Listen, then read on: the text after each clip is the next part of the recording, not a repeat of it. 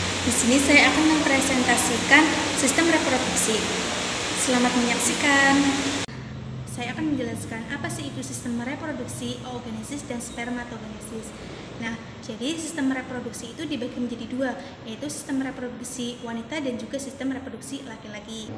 Nah, untuk sistem reproduksi wanita fungsinya adalah untuk memproduksi sel telur dan juga untuk menyimpan janin, berkembang biak sampai proses persalinan.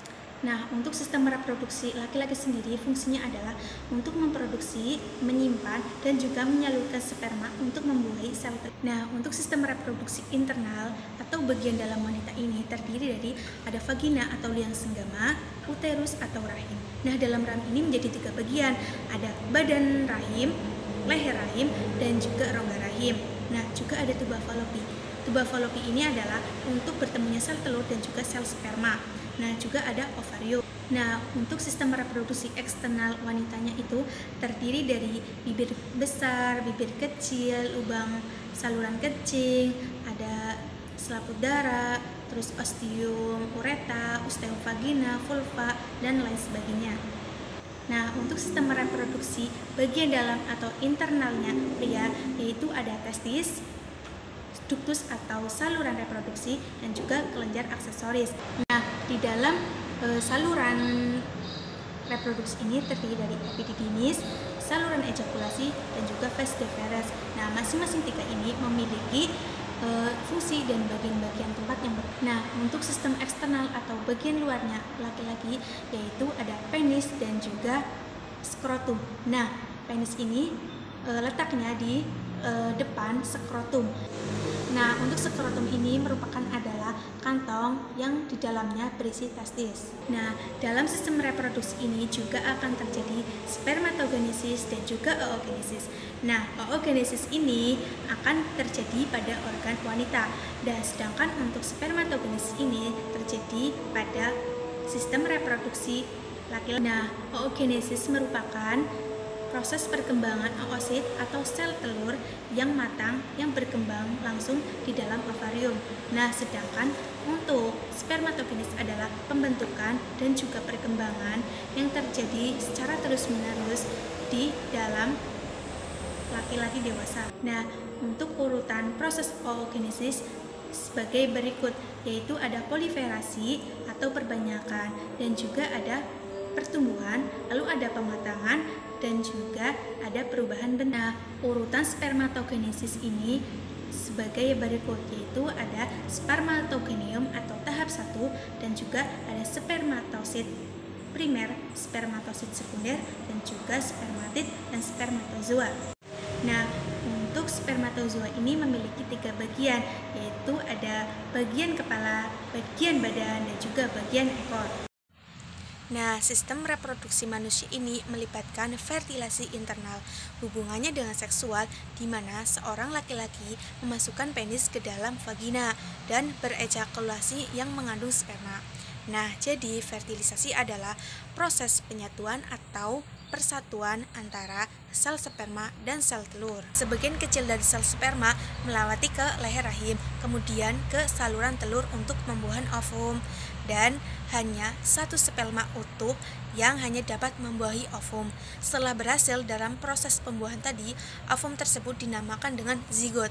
Nah, zigot ini akan keluar menuju tuba falopi, menuju ke rahim, dan akan berimplan di dinding rahim. Nah, proses ini merupakan awal dari tanda-tanda kehamilan. Akan tetapi, apabila pada saat ovulasi sel telur ini tidak ada yang membuahi, maka sel telur ini akan luruh bersama telurnya, yaitu hormon estrogen dan progesteron. Nah, ini termasuk salah satu masuk ke dalam siklus menstruasi yang akan dialami oleh manusia setiap bulan. Siklus menstruasi ini terdiri dari 4 fase, yaitu fase pertama, fase menstruasi, yang kedua, fase praovulasi, yang ketiga, fase ovulasi, dan yang keempat, fase pasca ovulasi. Nah, jadi fase menstruasi ini terjadi apabila si ovum tidak dibuahi sperma, sehingga korpus luteum ini akan menghentikan produksi hormon estrogen dan progesteron. Lalu yang kedua ini fase praovulasi atau poliferase, di mana hormon pembebas gonadotropin ini yang disekresikan oleh hipotalamus akan memacu hipofase untuk mensekresikan FSH. Lalu fase yang ketiga yaitu fase ovulasi. Jika siklus menstruasi seorang wanita 28 hari, maka ovulasi terjadi pada hari ke-14. Fase keempat yaitu fase pasca ovulasi. Nah, fase ini berlangsung 14 hari sebelum menstruasi berikutnya.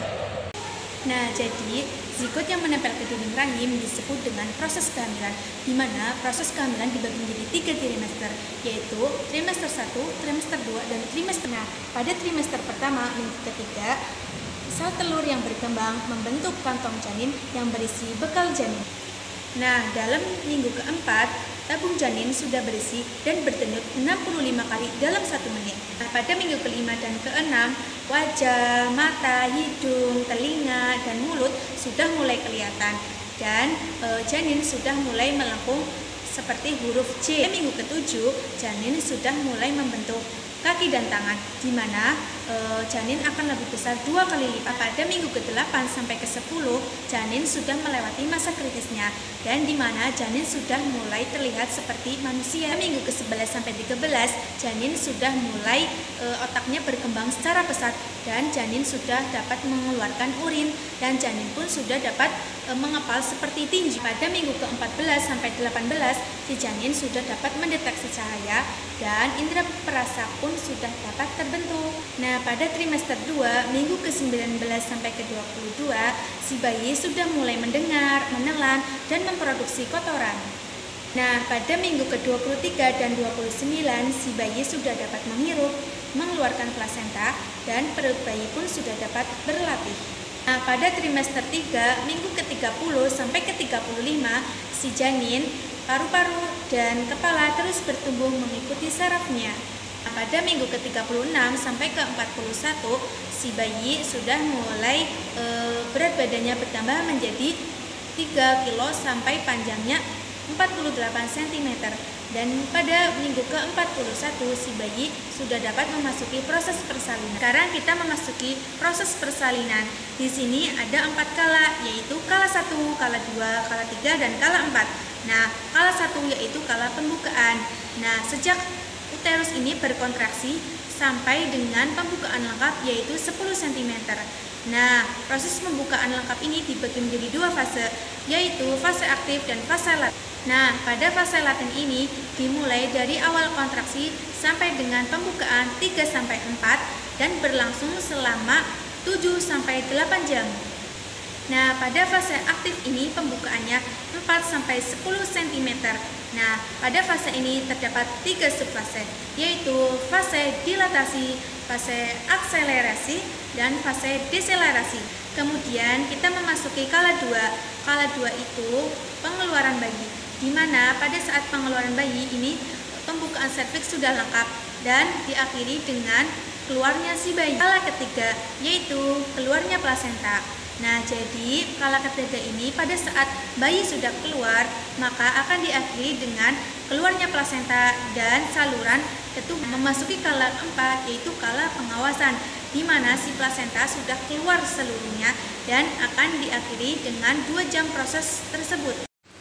Nah, jadi observasi harus dilakukan pada saat pengawasan ini.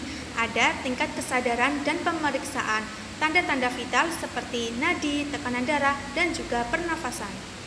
Setelah proses persalinan dilanjut dengan proses laktasi. Nah, proses laktasi ini disebut dengan proses menyusui yang dipengaruhi oleh hormon hipotalamus. Pada fisiologi laktasi sendiri ini dimulai dari hisapan mulut bayi pada puting susu ibu. Nah, hisapan tadi akan merangsang ke hormon hipofisi anterior, lalu akan memproduksi sejumlah prolaktin.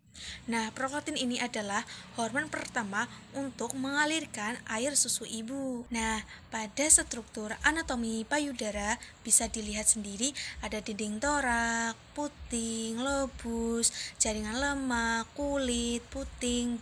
Kemudian, ini ada posisi pelekatan pada saat menyusui yang benar dan juga yang salah. Nah, teman-teman semua, mungkin itu saja yang dapat saya jelaskan. Semoga bermanfaat untuk kita semua. See you next time. Wassalamualaikum warahmatullahi wabarakatuh.